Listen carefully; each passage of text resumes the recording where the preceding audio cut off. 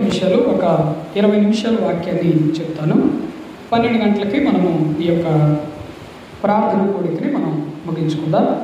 లూకాసు వార్త 17వ అధ్యాయము 26వ వచనం నుంచి నేను చదువుతూ ఉన్నాను. చాలా జాగ్రత్తగా వినడానికి ప్రయత్నించండి. లూకాసు వార్త 17వ అధ్యాయము 26వ వచనం, క్రొత్త నిబంధన గ్రంథంలో 70వ పేజీ. నోవాహు దినములలో జరిగినట్లు మనిషి కుమారుని దినములలో జరుగును. నోవాహు ఓడలోనికి వెళ్ళిన దినము వరకు జనులు తినుచు త్రాగుచు పెండ్లికించుచు ఉండిరి. అంతలో జలప్రలయం వచ్చి వారిని అందరినీ నాశనము చేసిను. లోతు దినములలో జరిగినట్టును జరుగును. జనులు తినుచు త్రాగుచు కొనుచు అమ్ముచు నాటుచు ఇండ్లు కట్టుచు ఉండిరి. అగ్ని గంధకములు కురిసి వారిని అందరినీ నాశనము చేసింది. ఆ ప్రకారమే మనిషి కుమారుడి ప్రత్యక్ష దినమున జరుగును. హల్లెలూయా. ఇక్కడ దేవుడు మనకి చెప్తూ ఉన్నాడు. దేవుని యొక్క రాకడ గురించి దేవుడు చెప్తూ ఉన్నాడు. యేసుక్రీస్తు ప్రభుల వారు వస్తూ ఉన్నాడు. రెండవ రాకడలో ఆయన వస్తూ ఉన్నాడు. వస్తూ ఉన్నప్పుడు అసలు పరిస్థితులు ఎలా ఉంటాయి, ఈ లోకం అనేటువంటిది ఎలా ఉంటుంది అనేటువంటి విషయాలు దేవుడు మనకి స్పష్టంగా తెలియజేస్తూ ఉన్నాడు. యేసుక్రీస్తు ప్రభుల వారు అన్నాడు, ఏమన్నాడంటే, ఇదిగో నేను త్వరగా వచ్చుచున్నాను. ఆయన ఆరోహణం అవుతూ అన్నాడు, మీ కొరకు పరలోక రాజ్యములోని నివాసములు సిద్ధపరచ నేను వెలుచూ ఉన్నాను, మరలా నేను త్వరగా వచ్చుచూ ఉన్నాను అని ఆయన మనకి తెలియజేస్తూ ఉన్నాడు వాక్యం ద్వారా. అయితే యేసుక్రీస్తు ప్రభుల వారు ఈ లోకానికి ఒక రోజున వస్తాడు. రెండవ రాకడ అనేటువంటిది ఖచ్చితంగా జరుగుతుంది. ఆ రెండవ రాకడ వచ్చినప్పుడు మనుషులు ఎలా ఉంటారు, పరిస్థితులు ఎలా ఉంటాయి, వాతావరణ పరిస్థితులు ఏ విధంగా మారుతాయి, మనుషులందరూ కూడా ఏ విధంగా ప్రవర్తిస్తారు, ఏ విధంగా ఉంటారు అనేటువంటివి దేవుడు మనకి తెలియజేస్తూ ఉన్నాడు. దాని ప్రకారంగానే దేవుని యొక్క రెండవ రాకడ ప్రకారంగానే 2 చక్కటి ఉదాహరణలు దేవుడు ఇక్కడ మనకి చెప్తూ ఉన్నాడు. అవి ఏంటి అంటే, మొదట చెప్పాడు, నోవాహు దినములలో జరిగినట్లు మనిషి కుమారుడి దినములలో జరుగును. నోవాహు దినములలో ఏం జరిగింది అని అంటే చాలా జాగ్రత్తగా వినడానికి ప్రయత్నించాడు. నోవాహుతో దేవుడు చెప్పాడు, ఏమని చెప్పాడంటే, ఈ లోకం మొత్తం కూడా పాడైపోయింది, ఈ లోకంలో అంతా కూడా నాశనం అయిపోయింది, మనుషులందరూ కూడా విచ్చలవిడిగా ప్రవర్తిస్తూ ఉన్నారు, మనుషులలో ఏమాత్రం కూడా ప్రేమ అనేటువంటిది లేదు, మనుషులు అందరూ కూడా దేవుని ఆజ్ఞకు లోబడకుండా, దేవుడు చెప్పినట్లు చేయకుండా వాళ్ళ ఇష్టానుసారంగా చేస్తూ ఉన్నారు. కనుక నీవు వారికి సువార్తను ప్రకటించాలి అని చెప్పాడు నోవాహుతోటి. అయితే నోవాహు ఏం చేశాడంటే, నోవాహుతో మరలా దేవుడు ఒక మాట అన్నాడు, వీళ్ళందరూ కూడా మారకపోతే కనుక ఈ లోకం మీదకి, ఇదిగో ఈ యొక్క భూమి మీదకి జలప్రలయం అనేటువంటిది నేను తీసుకొని వస్తాను, వీళ్ళందరినీ కూడా నాశనము చేస్తాను, అసలు భూమి మీద ఏమీ లేకుండా చేస్తాను, ఈ విషయాలు వెళ్ళి ఈ లోకానికి చెప్పాలి అని నోవాహుతోటి దేవుడు చెప్పాడు. సరే, నోవాహు ఏం చేశాడంటే, ఈ విషయాలు దేవుడు నాకు తెలియజేశాడు, ఈ విషయాలన్నీ కూడా నేను అనేక మందికి తెలియచేయాలి, అయ్యో జలప్రలయం వస్తుందట, ఈ మనుషులందరినీ కూడా దేవుడు నాశనం చేస్తాడట, వీళ్ళు మారాలి, కనీసం మరి కొంతమందినైనా మార్చాలి అని నోవాహు ఏం చేశాడంటే, సువార్తను ప్రకటించడానికి వెళ్ళాడు. లోకం మీదకి సువార్తను ప్రకటించడానికి వెళ్ళాడు. దేవుడు చెప్పినటువంటి దాన్ని సరాసరిగా తీసుకొని వెళ్ళాడు. ఏం చెప్పాడు నోవాహు అంటే, మనుషులందరూ కలిసినప్పుడు, అయ్యా మారండి, మారు మనసు పొందండి, ఇదిగో జలప్రలయం వస్తుంది, మీరందరూ కూడా నాశనం చేయబడతారు, ఇదంతా కూడా నాశనం చేయబడుతుంది, ఇక్కడ ఏది స్థిరము కాదు. దేవుడు చెప్తూ ఉన్నాడు, ఇక్కడ ఏది స్థిరము కాదు, మీరు రక్షణ పొందండి అని నోవాహు అక్కడ ఉన్నటువంటి జనాలకందరికీ కూడా తెలియజేస్తాడు. సరే, ఒకరోజు చెప్పాడు, రెండవ రోజు చెప్పాడు, మూడవ రోజు చెప్పాడు, 1 సంవత్సరం పాటు చెప్పాడు, ఎవరు కూడా మారలేదు. 2 సంవత్సరాలు చెప్పారు, ఎవరు కూడా మారలేదు. జనాలు చేసేది చేస్తూనే ఉన్నారు. 3 సంవత్సరాలు చెప్పారు, ఎవరు కూడా మారలేదు. అలాగని 20 సంవత్సరాలు చెప్పారు, ఒక్కడు కూడా మారలేదు. 30 సంవత్సరాలు జనాలకి అలవాటు అయిపోయింది. ఇదిగో నోవాహు వస్తూ ఉన్నాడు, ఇదిగో ఏదో జలప్రలయం అంటూ ఉన్నాడు, ఏదేదో అంటూ ఉన్నాడు, దేవుడు అంటున్నాడు, అదంటున్నాడు, ఇదంటున్నాడు అని అందరికీ కూడా అలవాటు అయిపోయింది. నోవాహు చెప్పేది అలవాటు అయిపోయింది, కానీ ఏ ఒక్కడు కూడా మారు మనసు పొందినాడు లేదు. సరే, 30 సంవత్సరాలు దాటింది, 40 సంవత్సరాలు దాటింది, 50 సంవత్సరాలు దాటింది, 100 సంవత్సరాలు దాటింది, ఒక్కడు కూడా మారలేదు. 100 సంవత్సరాలు ఏకదాటిగా ఈ లోకానికి దేవుడు చెప్పినటువంటి విషయాన్ని నోవాహు ప్రకటించాడు. 100 సంవత్సరాలు ఏం ప్రకటించాడు అంటే రక్షణ గురించి తెలియజేశాడు, రక్షణ భాగ్యం గురించి తెలియజేశాడు, అనేకమైనటువంటి విషయాల గురించి తెలియజేశాడు. కానీ ఏ ఒక్కరు కూడా మారదు. సరే, 100 సంవత్సరాలు దాటిపోయింది. 110 సంవత్సరాలు చెప్పాడు. 110 సంవత్సరాలు చెప్పినా కూడా ఒక్కడు కూడా మారలేదు.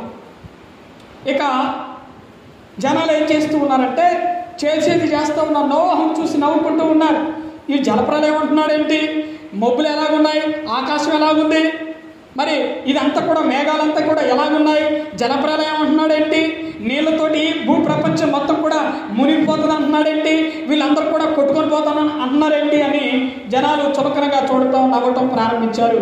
వాళ్ళు చేసేది చేస్తూనే ఉన్నారు. వాళ్ళు ఏమి చేస్తూ ఉన్నారు అని అంటే వాళ్ళ పనులు వాళ్ళు చేసుకుంటూ ఉన్నారు. హల్లెలూయా. ఎవరి పనులు వాళ్ళు మునిగిపోయారు, కానీ దేవుణ్ణి పట్టించుకున్న నాదుడు ఎవడు కూడా లేదు. నోవాహు చెప్పినటువంటి మాట విన్నటువంటి నాదుడు ఒక్కడు కూడా లేదు. వాళ్ళు చేసేది వాళ్ళు చేస్తూనే ఉన్నారు. సరే, 120 సంవత్సరాలు చెప్పారు.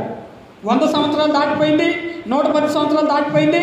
చివరికి 120 సంవత్సరాలు అక్కడ ఉన్నటువంటి ప్రజలకి నోవాహు దేవుని వాక్యమును తెలియజేశాడు. కానీ 120 సంవత్సరాలలో ఏ ఒక్కడు కూడా మారలేదు. హల్లెలూయా. చూడండి, దేవుడు చెప్తూ ఉన్నాడు, నోవాహు దినములలో జరిగినట్లు మనుష్య కుమారుడి యొక్క దినములలో జరుగును. నోవాహు చెప్పినప్పుడు ఏ ఒక్కడు మారలేదు. కానీ మనుష్య కుమారుడి యొక్క 2వ రాకడ వచ్చినప్పుడు ఎలాగ జరుగుతుందో అలాగనే ఇప్పుడు కూడా జరుగుతుందని దేవుడు మనకు తెలియజేస్తూ ఉన్నాడు. నోవాహు ఓడలోనికి వెళ్ళిన దినము వరకు జనులు ఏం చేస్తూ ఉన్నారంటే తినుచూ ఉన్నారు, త్రాగుచూ ఉన్నారు, పెళ్ళాడుచూ ఉన్నారు, ఇంకా నానా రకాలుగా అన్నీ కూడా చేస్తూ ఉన్నారు. కానీ అంతలోనే జలప్రలయం వచ్చి వారిని అందరినీ కూడా ఏం చేసిందట, నాశనం చేసింది.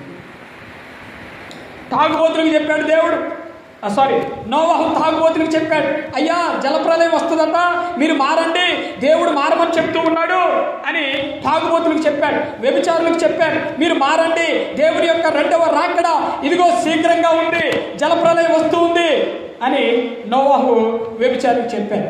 అబద్ధికులకు చెప్పాడు, మోసం చేస్తూ ఉన్నటువంటి వారికి చెప్పాడు. అనేక మందికి నోవాహు ప్రకటించాడు. ఎన్ని సంవత్సరాలు ప్రకటించాడు అంటే 120 సంవత్సరాలు దేవుని యొక్క సువార్తను ప్రకటించారు. కానీ ఏ ఒక్కరు కూడా మారలేదు. వాళ్ళ పనులు వాళ్ళు చేసుకుంటూ ఉన్నారు. హల్లెలూయా. అంతలోనే ఏమైందట, జలప్రలయం వచ్చింది. 40 దినములు ప్రచండమైనటువంటి వర్షం కురిసింది భూమి మీద. 40 దినములు రెయ్యింబౌళ్ళు, రాత్రి పగలు 40 దినాలు ఏకదాటిగా మేఘములన్నీ కూడా కమ్ముకొని మొత్తం కూడా ఒక్క క్షణం కూడా, ఒక్క సెకండ్ కూడా గ్యాప్ ఇవ్వకుండా రాత్రి పగలు ప్రచండమైనటువంటి వర్షం కురవటం వలన భూమి అంతా కూడా ఏం జరిగిందంటే నీళ్లతో నింపబడ్డది. సముద్ర ఆనకట్టలు తెగిపోయాయి, నదుల యొక్క ఆనకట్టలు తెగిపోయాయి. భూమి మీదకి నీళ్లు ప్రచండంగా వస్తూ ఉన్నప్పుడు జనులు మొత్తుకుంటున్నారు. నోవాహు ఓడలోకి వెళ్తూ ఉన్నాడు. నోవాహు కొరకు ఒక ఓడని తయారు చేసుకోమని చెప్పాడు దేవుడు.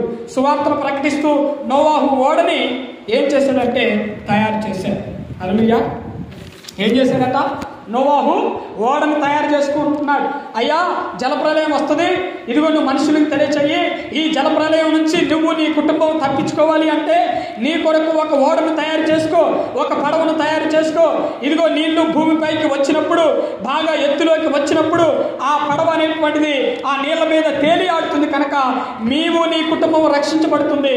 కనుక నీ కొరకు ఒక పడవను తయారు చేసుకోమని దేవుడు నోవాహుతో చెప్పాడు. జలప్రలయం వచ్చింది. నీళ్లు మొత్తం కూడా ఇదిగో పైకి లేస్తూ ఉన్నాయి. 50 అడుగులు 60 అడుగులు ఇంకా దాటిపోతూ ఉన్నాయి. ఇదిగో ఎత్తుగా నీళ్లు మొత్తం కూడా వచ్చేసాయి. అర్థమవుతుందా? నీళ్లు మొత్తం కూడా ఎత్తుగా వచ్చేసాయి. ఏ ఒక్కడికి అర్థం కావట్లేదు. ఇది దేవుడు పంపించినటువంటి గొప్ప శాపం. దేవుడు మన మీదకి నాశనాన్ని పంపించాడు. అయ్యో ఎక్కడైనా తెలుసుకుందాం, మారు మనసు పొందుదాం, పాప క్షమాపణ నిమిత్తం మనం అందరం కూడా ప్రార్థన చేద్దాం అని ఏ ఒక్కడు కూడా చచ్చిపోతున్నటువంటి సమయంలో కూడా మారు మనసు రాలేదు. హల్లెలూయా. సాధారణమైనటువంటి వానే అనుకున్నారు వాళ్ళంతా. వాన కురుస్తూ ఉన్నది. 2 రోజులు కురిసింది, 3 రోజులు కురిసింది, 4 రోజులు కురిసింది, 10 రోజులు కురిసింది. వాన ఎంతకి కూడా తగ్గట్లేదు. వర్షం అనేటువంటిది ఎంతకి కూడా తగ్గట్లేదు. తగ్గిపోతుందిలే అని అనుకున్నారు. కానీ భూమి మీద అప్పటి వరకు పడనటువంటి వర్షపాతము దేవుడు నమోదు చేశాడు. అక్కడ నీళ్లు మొత్తం కూడా ఎత్తుగా వచ్చేసాయి. అక్కడ ఎవరు రక్షించబడ్డారు అని అంటే కేవలం నోవాహు, అతని కుటుంబం మాత్రమే రక్షించబడ్డారు. ఈ దినములలో కూడా అదే జరుగుతుంది. వాక్యాన్ని దైవజనులు ప్రకటిస్తూ ఉన్నారు, అనేక మంది ప్రకటిస్తూ ఉన్నారు. కానీ ఏ ఒక్కరిలో కూడా మారు మనసు అనేటువంటిది లేదు. జనాలు చేసేది చేస్తూనే ఉన్నారు. హల్లెలూయా. ఏం చేస్తున్నారట? పెళ్లిళ్ళు చేసుకుంటున్నారు, ఫంక్షన్లు చేస్తూనే ఉన్నారు, డబ్బులు సంపాదించుకుంటూ ఉన్నారు, అది నానా రకాలమైనటువంటివన్నీ కూడా చేస్తున్నారు. కానీ దేవుని యొక్క వాక్యాన్ని పట్టించుకున్నటువంటి వాడు ఏ ఒక్కడు కూడా కనిపించట్లేదు. దేవుని యొక్క మందిరాన్ని పట్టించుకుంటున్నావా? దేవుని యొక్క వాక్యాన్ని పట్టించుకుంటున్నావా? దేవుని యొక్క పనులను పట్టించుకుంటున్నావా? లేకపోతే దేవుని మందిరానికి వచ్చి అయ్యో నా మందిరం ఇలాగున పాడైపోయింది ఏంటి, ఇదిగో దేవుని యొక్క సువార్త ఈ మందిరంలో నుంచే జరుగుతున్నది అని చెప్తే అని అనుకొని మందిరానికి వచ్చినటువంటి వారు ఒక్కరు కూడా కనిపించింది. వేల మంది సంఘాలకు వెళ్తూ ఉన్నారు. ఒక సంఘంలో వేల మంది, లక్షల మంది ఉండవచ్చు. వాళ్ళలో కూడా మారు మనసు లేదు. అనేకమైనటువంటి సంఘాలు ఈ భూమి మీద ఉన్నాయి. పెద్ద పెద్ద సంఘాలు ఈ భూమి మీద ఉన్నాయి. ఒక్కొక్క సంఘానికి, ఒక్కొక్క చర్చికి 4000 మంది, 5000 మంది వెళ్ళొచ్చు, లేకపోతే 1,00,000 మంది, 2,00,000 మంది వెళ్ళొచ్చు. కానీ వారిలో మారు మనసు కరెక్ట్గా నిలబడినటువంటి వారు, బండ సందుల్లో నిలబడి తగినటువంటి వారు కేవలం కొంతమందే ఉన్నారు. హల్లెలూయా. ఆత్మల భారం అనేటువంటిది, వాక్యపు భారం అనేటువంటిది, దేవుని యొక్క పరిభారం అనేటువంటిది, బాధ్యతలు అనేటువంటివి కేవలం కొంతమందికే ఉంటాయి. చూడండి, దేవుడు ఒక మాట చెప్తూ ఉన్నాడు, నీ బాధ ఎంత గొప్పదో నీ బాధ్యత అంత గొప్పది. నీకు ఎంత భారమైతే ఉంటుందో అది గొప్ప బాధ్యతని మనం గ్రహించాలి. కనుక ఈ రోజుల్లో కూడా జనాలందరూ కూడా అంతే చేస్తూ ఉన్నారు. దేవుడు చెప్తూ ఉన్నాడు, మనిషి కుమారుడి యొక్క రాకడ దినములలో కూడా అలాగనే జరుగుతూ ఉన్నది. అప్పుడున్నటువంటి పరిస్థితులు వాళ్ళందరూ కూడా ఏం చేశారంటే తాగి తందనాలాడుతూ, ఫంక్షన్లు చేసుకుంటూ, పెళ్లిళ్ళు చేసుకుంటూ, ఇవన్నీ చేసుకుంటూ దేవుడిని పట్టించుకోలేదు. పెళ్లిళ్ళు చేసుకోవడం తప్ప, ఫంక్షన్లు చేసుకోవడం తప్ప, లేకపోతే ఇంకా ఇలాగ ఉండటం తప్ప, ఇల్లులు కట్టుకోవడం తప్ప, ఇవి తప్పేమీ కాదు. కానీ దేవుణ్ణి పక్కన పెట్టి మరి అవన్నీ కూడా మనం చేయకూడదు. అర్థమవుతుందా? హల్లెలూయా, హల్లెలూయా. కనుక వీటన్నిటిని కూడా మనం గ్రహించాలి. ఈ రోజుల్లో పరిస్థితులు ఎలా ఉన్నాయి అంటే చాలా దారుణంగా తయారైపోయాయి. ఎవడు ఏం చేస్తున్నాడో కూడా ఎవడికి అర్థం కావట్లేదు. ఎవడు ఎట్టిపోతున్నాడో కూడా ఎవడికి అర్థం కావట్లేదు. దారుణమైనటువంటి పరిస్థితిని లోకంలో చోటు చేస్తూ ఉన్నాయి. బంధాలు అనేటువంటివి విడిపోతూ ఉన్నాయి, మనం చూస్తూనే ఉన్నాం. ఒకరి మధ్య ఒకరికి ప్రేమలు అనేటువంటివి తగ్గిపోతూ ఉన్నాయి, మనం చూస్తూ ఉన్నాం. అన్నదమ్ముల మధ్య, అక్క చెల్లెల మధ్య, తల్లిదండ్రుల మధ్య, లేకపోతే భార్యాభర్తల మధ్య ఈ రోజున మనం చూస్తే కనుక ఏ ఒక్కరిలో కూడా ప్రేమ అనేటువంటిది మనకు కనిపించట్లేదు. పరిస్థితులన్నిటి కూడా తారుమారైపోతూ ఉన్నాయి. కానీ దేవుని యొక్క వాక్యాన్ని ఒక్కరు కూడా పట్టించుకోవట్లేదు. ఎంత బాధనైనా పడుతున్నారు, కానీ ఎంత ఏడిపోయినా ఏడుస్తున్నారు. కానీ దేవుడి దగ్గరకు వచ్చి అయ్యా ఇదిగో నన్ను కాపాడు అని ఒక్కడు కూడా మొరపెట్టుకున్నటువంటి నాలుగు లేవు. హల్లెలూయా. ఈ రోజుల్లో కనుక మనం చూసినట్లయితే ఎలా ఉందంట, నోవాహు దినములలో జరిగినట్లుగా ఈ రోజుల్లో జరుగుతూ ఉంది. నోవాహు దినములలో ప్రజలు అప్పుడు ఏం చేశారంటే లెక్కలేనటువంటి తనంగా ఉండిపోయారు. ఇప్పుడు కూడా లెక్కలేదు ఎవరికి. పాపం అనేటువంటిది పెచ్చుగా పెరిగిపోతూ ఉన్నది, పేటరిల్లిపోతూ ఉన్నది పాపం అనేటువంటిది. ఎంత దారుణమైనటువంటి పరిస్థితులు మనం ఈరోజు చూస్తున్నామంటే అవి మనం చెప్పుకోకూడదు కూడా మధ్యలో. అంత దారుణమైనటువంటి పరిస్థితులు మన మధ్య చోటు చేసుకుంటూ మనం చూస్తూ ఉన్నాం. ఇవి అన్ని దేనికి సంకేతం అంటే దేవుని యొక్క రాకడ దగ్గరలోనే ఉన్నది. దేవుని యొక్క రాకడ అనేటువంటిది దగ్గరలోనే ఉన్నది. వాటికి ఇవన్నీ సంకేతాలు. ఇదిగో నేను త్వరగా వచ్చుతూ ఉన్నాను. మీరందరూ కూడా మారు మనసు పొంది సిద్ధపడి ఉండాలి. దేవుడు పరిశుద్ధ గ్రంథంలోని ఒక 10 మంది కన్యకల గురించి దేవుడు చెప్పాడు. మంచి ఉపమానం అది. ఆ ఉపమానాన్ని నేను చెప్తాను, చాలా జాగ్రత్తగా వినండి. ఒక 10 మంది కన్యకలట ఏం చేశారు? వాళ్ళ యొక్క నూనె బుడ్డిలో ఏం చేశారంటే ఒక 5గురు మాత్రం నూనె నింపుకున్నారు, ఒక 5గురు మాత్రం నూనె నింపుకోలేదు. వీళ్ళు ఒక 5గురు ముందుగా వెళ్ళి సిద్ధపడి ఆ బుడ్డిల్లో వాళ్ళు ఏం చేశారంటే నూనె నింపుకున్నారు. పరిస్థితులు ఎలా ఉంటాయో ఏంటో అని నూనె నింపుకున్నారు. ఒక 5గురు మాత్రం ఆ బుడ్డిల్లో నూనెను నింపుకోలేదు. బుడ్డిల్లో నూనె నింపుకున్నటువంటి వారు రక్షించబడ్డారు. వాళ్ళ యొక్క బుడ్డిల్లో నూనెను నింపుకోలేనటువంటి వారు ఏం చేయబడ్డారు? విడవబడ్డారు. మన హృదయాలలో దేవుని వాక్యమును మనం నింపుకోవాలి. ఈ కడవరి దినాలు ఇవన్నీ కూడా నాశనకరమైనటువంటి దినాలు. ఎందుకు నాశనకరమైనటువంటి దినాలంటే వాతావరణం పూర్తిగా మారిపోయింది. ఆహారం మొత్తం కూడా కలుషితం అయిపోయింది. ఏది కూడా నాణ్యత అనేటువంటిది ఈ లోకంలో లేదు. ఉందా? నాణ్యమైనటువంటిది ఏదైనా ఉందా? దేంట్లో కూడా నాణ్యత లేదు. మొత్తం కూడా కల్తీయే. నువ్వు తినే బియ్యం కూడా కల్తీ అయిపోయాయి. అర్థమవుతుందా? నువ్వు తినే అన్నం కూడా కల్తీ అయిపోయింది. నువ్వు వేసుకునేటువంటి కారం, నూనె, ఉప్పు ప్రతిదీ కూడా కల్తీ అయిపోయింది. ఏది కూడా నాణ్యమైనటువంటిది లేదు. మొత్తం కూడా అంత ఏమైపోయిందంటే మొత్తం కూడా చెడిపోయింది. హల్లెలూయా. ప్రకృతి సంబంధమైనటువంటిది, ఆర్గానిక్ అనేటువంటిది ఒక్కడ కూడా లేదు. మొత్తం కెమికల్స్తో తయారు చేస్తూ ఉన్నారు. ఏం చేసినా కూడా ఈవెన్ వాటర్ కూడా ఏమైపోయిందట, ఫిల్టర్ చేసుకొని మనం తాగుతూ ఉన్నాం. ఎందుకు అని అంటే కలుషితం అయిపోయిందండి. హల్లెలూయా. వాటర్లో కూడా కెమికల్స్ కలుపుకొని మనం తాగుతూ ఉన్నాం. అంటే అంతగా ఈ వాతావరణ పరిస్థితులు అనేటువంటివి మనిషి బ్రతకడానికి వీలు లేనటువంటిగా మారుతూ ఉన్నాయి. నోవాహు దినముల్లో కూడా మనిషి బ్రతకడానికి వీలు లేనటువంటిగా పరిస్థితులు ఎలాగైతే మారిపోయాయో ఇప్పుడు కూడా అలాగనే పరిస్థితులు మనిషి బ్రతకలేనటువంటి విధముగా మారుతూ ఉన్నాయి. ఇవి అన్నీ కూడా దేనికి సంకేతాలు అని అంటే దేవుని యొక్క రెండవ రాకడకి సూచన. అర్థమవుతుందా? హల్లెలూయా. ఏ కుటుంబంలో కూడా నెమ్మది ఉండట్లేదు. చూడండి, ఏ మనిషిలో కూడా నెమ్మది, సమాధానం అనేటువంటిది ఉండట్లేదు. చూడండి, అలాగే ఒక ఊరికి మధ్య సంబంధాలు అనేటువంటివి తెగిపోతూ ఉన్నాయి. అలాగే ఒక మనిషికి మరొక మనిషికి మధ్య సంబంధాలు అనేటువంటివి తెగిపోతూ ఉన్నాయి. అలాగే మరి ఎక్కడ చూసినా కూడా కొట్లాటలు జరుగుతూ ఉన్నాయి. ఎక్కడ చూసినా కూడా దోపిడీలు జరుగుతూ ఉన్నాయి. ఎక్కడ చూసినా కూడా మోసాలు జరుగుతూ ఉన్నాయి. డబ్బు పేరిట కానీ లేకపోతే మనుషుల పేరిట కానీ ఎక్కడికి అంతా కూడా ఏమైపోయిందంటే నాశనం అయిపోయింది.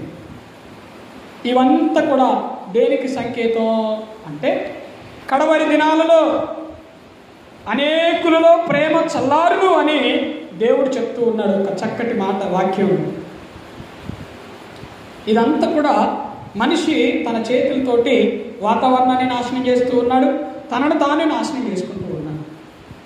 ఇదంతా దేనికి సూచన? ప్రభుల వారి యొక్క రెండవ రాకడికి సూచన. దేవుడు వస్తాడు ఖచ్చితంగా.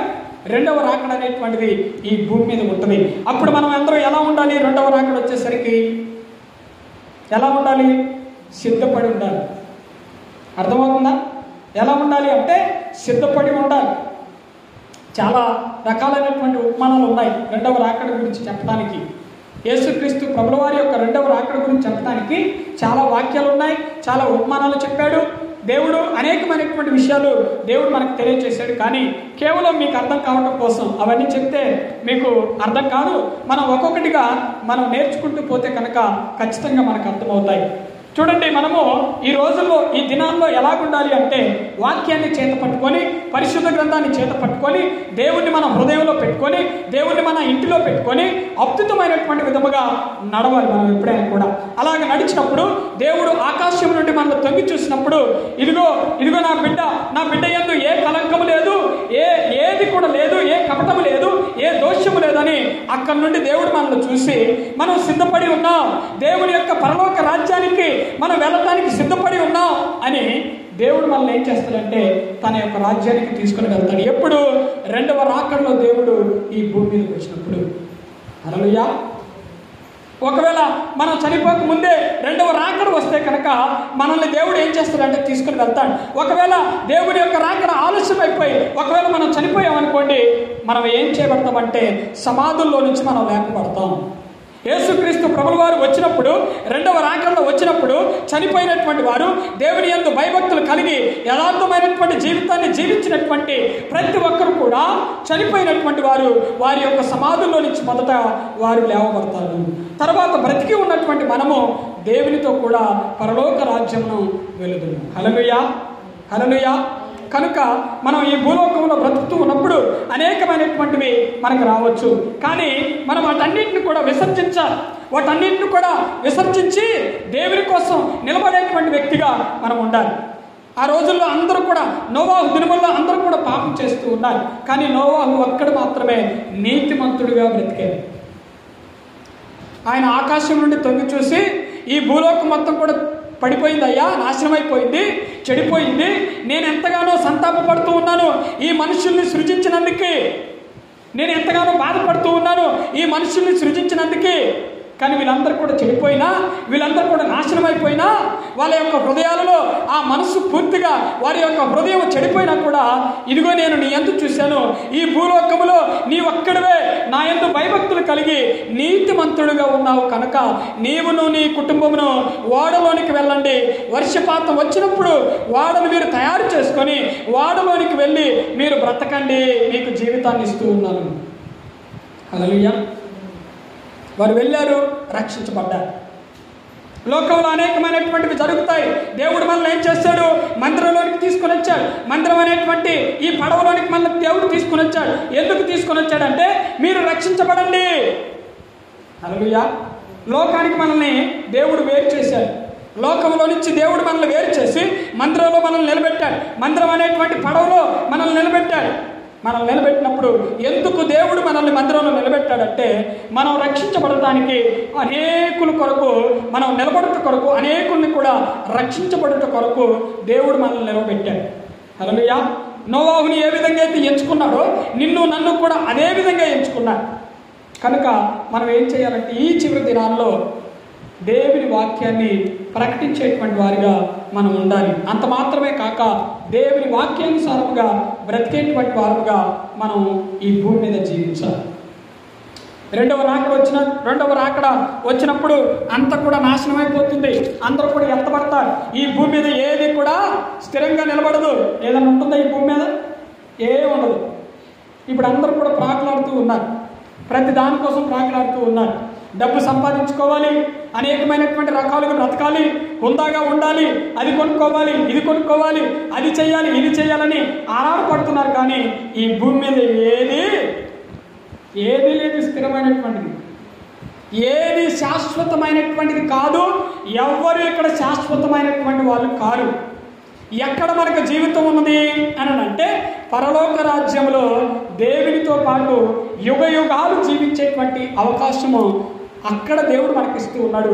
మన జీవితం అనేటువంటిది అక్కడ ఉంది, ఇక్కడ కాదు. ఇది తాత్కాలికమైనటువంటి జీవితం. 60 సంవత్సరాలు బ్రతుకుతామా? 70 సంవత్సరాలు బ్రతుకుతామా? ఎన్ని సంవత్సరాలు బ్రతుకుతాం? అసలు నమ్మకమే లేదు. ఉందా? ఈరోజు చూసినోడు రేపు కనపడుతున్నాడా? రేపు కనపడ్డాడు ఎల్లుండి కనపడుతున్నాడా? కనపడట్లేదు. ఎవరు ఏ విధంగా నాశనమైపోతున్నారో, ఎవరు ఏ విధంగా మరి మరుగైపోతున్నారో, మరణిస్తూ ఉన్నారో మనకి అర్థం కావట్లేదు. అందుకని దేవుడు అన్నాడు, నీ జీవితం నీటి బుడగ లాంటిది, నీ జీవితం ఇదిగో గడ్డి లాంటిది, నీ జీవితం పువ్వు లాంటిది అని దేవుడు చెప్పాడు. అంటే శాశ్వతమైనటువంటిది కాదు. ఏంటిదట? జీవితం అనేటువంటిది శాశ్వతమైనటువంటిది కాదు. ఇక్కడ శాశ్వతం కాదు. మరి శాశ్వతమైనటువంటి జీవితం ఎక్కడుంది? పరలోక రాజ్యంలో. దాని కొరకు మనం ప్రాకులాడాలి. అది మనం సంపాదించుకోవాలి, పరలోక రాజ్యాన్ని. ఈ రోజుల్లో అందరూ కూడా ఇక్కడ ప్రాకులాడుతూ ఉన్నారు. ఇక్కడ జీవితం కొరకై అందరూ కూడా పరిగెడుతూ ఉన్నారు. పొద్దున్న లేచిన కానుంచి రాత్రి పడుకునేంత వరకు కూడా ప్రతి ఒక్కరు కూడా పరుగులు తీస్తూ ఉన్నారు, ఉరుకుతూ ఉన్నారు. దేని కొరకు? ఈ లోకంలో బ్రతుకు కొరకు. ఇదంతా శాశ్వతమైనటువంటిదా? శాశ్వతం కాదు. దేవుడు చెప్పాడు, నువ్వు సంపాదించుకోవచ్చా అంటే సంపాదించుకోవచ్చు, నువ్వు బ్రతకొచ్చు, నీవు మంచిగా బ్రతకొచ్చు, మేలుకరంగా బ్రతకొచ్చు, అన్నీ కూడా చేయొచ్చు. కానీ ప్రధానమైనటువంటిది దేవుడు కారణం కాబట్టి దేవుణ్ణి నీ ముందుంచుకోవాలి. హల్లెలూయా. శాశ్వతమైనటువంటి వాడు ఎవడు? దేవుడు శాశ్వతమైనటువంటి వాడు. ఆయన్ని వదిలిపెట్టి మనం ప్రతిదాని కొరకు కూడా మనం పరిగెత్తకూడదు. దేవుని కోసం మనం పరుగు ఉండాలి ఎప్పుడైనా. ఎందుకంటే శాశ్వతమైనటువంటి జీవితాన్ని అనుగ్రహించేవాడు ఆయన. హల్లెలూయా. కనుక మనం అందరం కూడా ఆ జీవితం కొరకు వేచి ఉండాలి. మరి విలువబడినటువంటి వారు అందరూ ఏమైపోతారంటే నరకానికి పోతారు. అందరూ అర్థమవుతుందా? ఎత్తబడ్డ వారేమో పరలోక రాజ్యంలో ఉంటారు, దేవునితో యుగయుగాలు. విడవబడినటువంటి వారేమో నరకంలో పడివేయబడతారు. దేవుని యొక్క నరకం అనేటువంటిది చాలా చాలా చాలా భయంకరమైనటువంటి, చాలా అంటే చాలా భయంకరమైనటువంటి. దాన్ని తట్టుకోవటం మనుష్యుడి వల్ల కాదట. దేవుడు మన మీద కోపగిస్తేనే ఎట్లుంటుంది? తట్టుకోలేము. పరిస్థితులన్నీ వ్యతిరేకపడితే మనం తట్టుకోలేము. కానీ దేవుని యొక్క నరకంలో యుగాలు కాలటం అంటే తట్టుకోలేస్తామా? తట్టుకోలేము. అందుకనే మనము దేవుని యొక్క భయభక్తులు కలిగి మనం ఈ కడవరి దినాలలో, ఈ చివరి దినాలలో మనం కనుక నడిచినట్లయితే దేవుడు మనల్ని పరలోక రాజ్యంలో తీసుకొని పోతాడు. అర్థమవుతుందా? టీవీలు చూస్తూ ఉన్నారు, సెల్ ఫోన్స్ చూస్తూ ఉన్నారు, కానీ ప్రపంచం ఎలాగ మారుతుంది అనేటువంటిది మీకు అర్థమవుతూనే ఉంది కదా. ప్రపంచం ఏ విధంగా మారుతుంది? అభివృద్ధి వైపు పోతా ఉందా? లేదు. అభివృద్ధి జరుగుతుంది, కానీ దాని వెనక భయంకరమైనటువంటి వినాశనం అనేటువంటి చోటు చేసుకుంటుంది. అభివృద్ధి ఉంది, కానీ దాని వెనక ఉన్నటువంటి నాశనాన్ని ప్రజలు గుర్తించట్లేదు. కనుక ఈ కడవరి దినాలు అనేటువంటివి మనకి హెచ్చరిక దినాలు. దేవుని యొక్క రెండవ రాకడ దగ్గరగా ఉన్నది అనేటువంటి దేవుడు మనకి హెచ్చరిస్తూ ఉన్నాడు. మనల్ని హెచ్చరిస్తూ ఉన్నాడు, మన సంఘాన్ని హెచ్చరిస్తూ ఉన్నాడు. ఈ భూలోకంలో ఉన్నటువంటి సార్వత్రిక సంఘాన్ని దేవుడు హెచ్చరిస్తూ ఉన్నాడు. పరిస్థితులు మారిపోతూ ఉన్నాయి, యుద్ధాలు జరుగుతూ ఉన్నాయి, గొడవలు జరుగుతూ ఉన్నాయి, రాజ్యం మీదకి రాజ్యం లేస్తూ ఉన్నది, అనేకమైనటువంటివి చోటు చేసుకుంటూ ఉన్నాయి, రకరకాలైనటువంటి మనుషులు బయలుదేరుతూ ఉన్నారు. ఏ మనిషిలో కూడా ప్రేమ అనేటువంటిది నిలవట్లేదు అని దేవుడు పరిశుద్ధ గ్రంథం ద్వారా దేవుడు మనకు తెలియజేస్తూ ఉన్నాడు. కానీ మనమేమో పట్టించుకోవట్లే. ఏడ జరిగితే మనకి, ఏం జరిగితే మనకి జరిగిందా? హల్లెలూయా. ఏం జరిగితే మనకు జరిగిందా? మన దాకా రాలేదు కదా. లోకంలో ఏం జరిగితే మనకెందుకు? వాడు ఎంతపోతే మనకెందుకు, ఈడు ఎంతపోతే మనకెందుకు, ఏ దేశం ఎంత నాశనం అయిపోతే మనకెందుకు అని ఒక వైఖరితో ఉంటూ ఉన్నారు ప్రజలు. కానీ మనం తెలుసుకోవాలి, లోకము అంతం కాబోతూ ఉన్నది. కడవరి దినాలు, చివరి దినాలకు మనం వచ్చేసాం. ఈ లోకం అనేటువంటిది అంతం కాబోతూ ఉంది, నాశనం కాబోతూ ఉంది. ఎండలు చూడండి, ఇది వానాకాలమా ఎండాకాలమా? వానాకాలంలో ఈ టయానికి వర్షాలు పడాలి, పడుతున్నాయా? వాతావరణ పరిస్థితులు మారిపోయాయి. ఎంత ఎండ మనకి వస్తున్నదంటే, ఎంత వేడి మనకు వస్తున్నదంటే దాన్ని తట్టుకోలేక కొంతమంది ఏం చేస్తున్నారంటే ఏసీలు ఎక్కువైపోతూ ఉన్నాయి. ఎండలకు తట్టుకోలేక ఫ్యాన్లు కానీ, ఏసీలు కానీ, ఇవంతా కూడా యంత్రాలన్నీ కూడా ఎక్కువైపోతూ ఉన్నాయి. నానా రకాలుగా ఫ్రిడ్జ్లు ఎక్కువైపోతూ ఉన్నాయి. ఇదంతా కూడా దేనికి? మనిషి తాత్కాలికమైనటువంటి ఆనందం కొరకు, తాత్కాలికం కోసం ఇవన్నీ కూడా. అంటే ప్రపంచం ఎంత నాశనం అయిపోతుందో చూడదు ఒకసారి. అందుకనే వెనకటి రోజుల్లో కనుక మనం వెళ్తే, ఒక 50 సంవత్సరాలు 60 సంవత్సరాల కిందకి మనం వెళ్తే ఏమీ లేవు. అప్పుడు ఎలా ఉండేది? విత్తనం వేస్తే చెట్టు బయటకు వచ్చేది కదా. విత్తనాలు ఉండేటువంటివి ప్రతి కాయలు. ఇప్పుడు ఉన్న విత్తనాలు మొత్తం హైబ్రిడే, ఏది లేదు. కొబ్బరి చెట్టుతో సహా మొత్తం హైబ్రిడ్ చెట్లు అయిపోయాయి, మొత్తం హైబ్రిడ్ అయిపోయింది. వరి పంటతో సహా మొత్తం కూడా హైబ్రిడ్ అయిపోయింది. నాటుది ఏది కూడా దొరకట్లే. దేవుడు ఏం చెప్పాడు? విత్తనం కలిగినటువంటి పండుని నువ్వు తినాలి. అర్థమవుతుందా? దేవుడు ఏమి ఇచ్చాడంటే పండులోని విత్తనాన్ని ఇచ్చారు. కానీ ఇప్పుడు ఉన్నటువంటి మనుషులు తయారు చేసినటువంటివి చూస్తే కనుక విత్తనం మనకు కనిపించదన్నమాట. అంటే ఎంతగా మార్పు వచ్చేసిందంటే చాలా చాలా మార్పు అనేటువంటిది మనం చూస్తూ ఉన్నాం. కనుక ఇదంతా కూడా దేవుడు ఎందుకు మనకు తెలియజేస్తున్నాడంటే ఇదంతా కూడా రాకడి దినముల దగ్గర ఉన్నాయి. దేవుని యొక్క రెండవ రాకడ అనేటువంటి దగ్గర ఉంది. చివరి దినాల్లో మనం ఉన్నామని దేవుడు వీటన్నిటిని కూడా మనకు తెలియజేస్తూ ఉన్నాడు. కనుక మనం అందరం కూడా దేవుని యొక్క ఆజ్ఞకు లోబడి, దేవుని యొక్క వాక్యానికి లోబడి మనం అందరం కూడా నడిస్తే, నోవాహు ఎలాగైతే రక్షించబడ్డాడో, నోవాహు కుటుంబాన్ని ఎలాగైతే కాపాడుకున్నాడో, మనం కూడా దేవునికి ప్రార్థన చేస్తూ దేవునికి మనం అందరం కూడా మరి చక్కగా దేవుని వాక్యాన్ని అనుసరిస్తూ నడిస్తే మనల్ని, మన కుటుంబాన్ని దేవుడు ఖచ్చితంగా కాపాడి ముందుకు నడిపిస్తాడు. హల్లెలూయా. కనుక మనం అందరం కూడా అలాగే ఉంటే దేవుడు బహుగా దీవించి ఆశీర్వదిస్తాడు. ఈ కొద్ది మాటలు ప్రభు మన జీవితాల్లో ఫలింపచేయును గాక. ఆమేన్. ఆమేన్.